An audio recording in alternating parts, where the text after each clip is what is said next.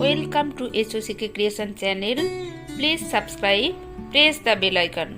প্রতিদিনের মতো আজকেও চলে এলাম নতুন একটা ভিডিও নিয়ে। আজকে আমি বানাবো ছবিতে দেখানো এরকম ট্যাসেল। এই ট্যাসেলগুলো খুবই সহজেই বানানো যায়। তা কিভাবে সহজে বানানো যায় তারই মেকিং ভিডিও আমি নিয়ে চলে এসেছি।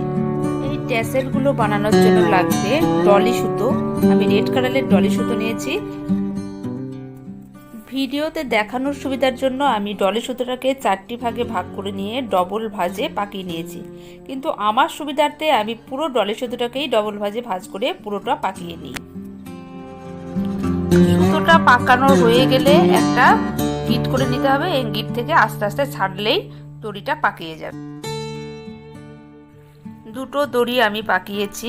এইবার আমি কতগুলো উডেন বিডস নিয়েছি বিভিন্ন কালারের। এই উডেন বিডসগুলো প্রত্যেকটা দড়িতে 16টা করে ভরবো। 16টা উডেন বিডস ভরা হয়ে গেলে প্রায় পুরো দড়িটাতে আমি 4টে 4টে করে উডেন বিডস ভাগ করে দেব।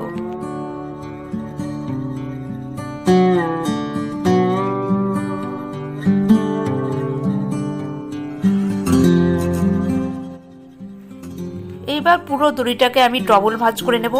ডবল ভাঁজ করার পর আবার একটা ভাঁজ করব, আবার একটা ভাঁজ করার পর আর একটা ভাঁজ করব। এই ভাঁজ করা হলে টোটাল দড়ি হবে 8টা। এই 8টা ভাঁজের মধ্য দিয়ে আমি একটু লাল সুতো গলিয়ে নিয়েছি। এই লাল সুতোটা আবার মধ্য দিয়ে একটা ইয়েলো কালারের কটন বল গলিয়ে নেব। তারপরে আঠা দিয়ে কটন বলটাকে আমি অ্যাটাচ করে দেব। ইয়েলো কালারের কটন বলটা যেন সুতোর শেষ প্রান্তেই থাকে। এইবার আমি একটা রেড কালারের কটন বল গলিয়ে নেব।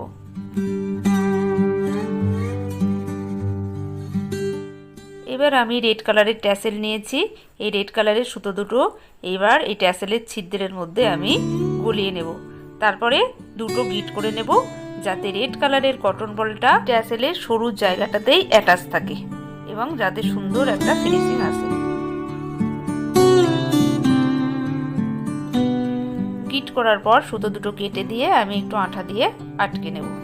এইভাবে আমার এক দিকটা রেডি হয়ে গেছে। এবার ওই দিকটা রেডি করব।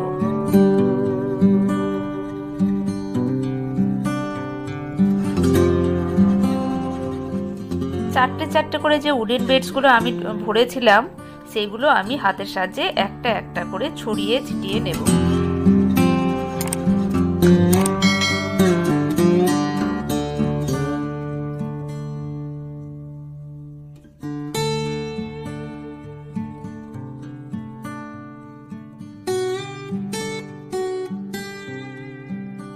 টাসেলের দুদিকটাই আমার রেডি হয়ে গেছে।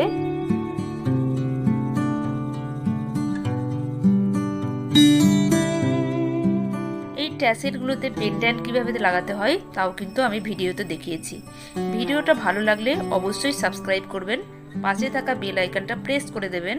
আপনাদের একটা লাইক এবং সাবস্ক্রাইবে ভিডিও তৈরি করার মোটিভেশন বাড়ে।